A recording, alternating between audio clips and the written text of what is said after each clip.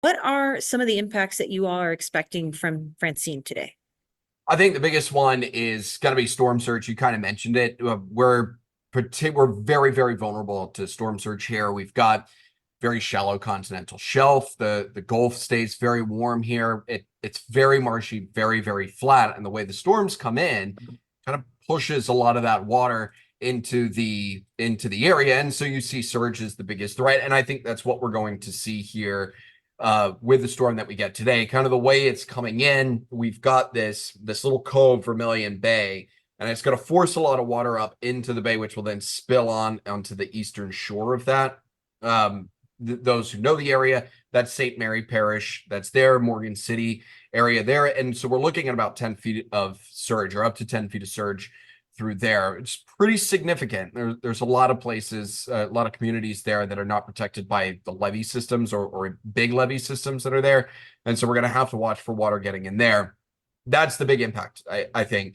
On top of that, you always get the winds, you get the flash flooding. I think that kind of around where the low is going to be, we're looking at maybe about a foot of water. So 12 inches rain, foot and a half, maybe.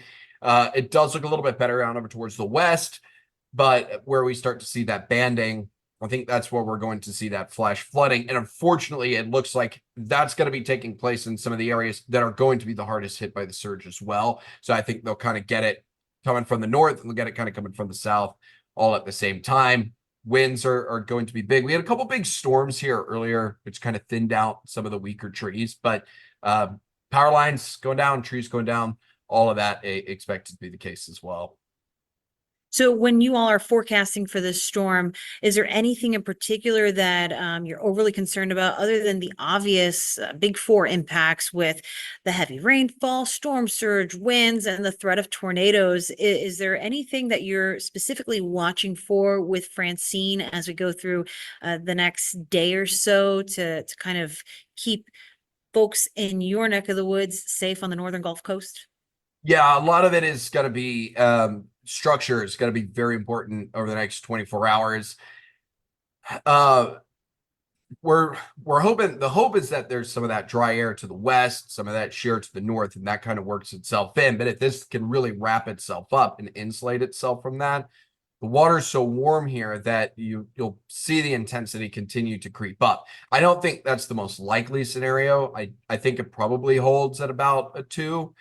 But storms last, I don't know, 10 years or so. You never really want to rule out the higher end model probabilities. So I still think it kind of holds it at 2. And then in a place where the coast is as vulnerable as it is here, the structure goes a long way in determining what that surge is going to look like. If you have a big kind of sloppy storm, then it's going to push a lot more water in than if you have something that's really tight and really compact, kind of moving in pretty fast. And so when it comes to surge here in particular, the shape of the storm and the size of the storm is going to be really important.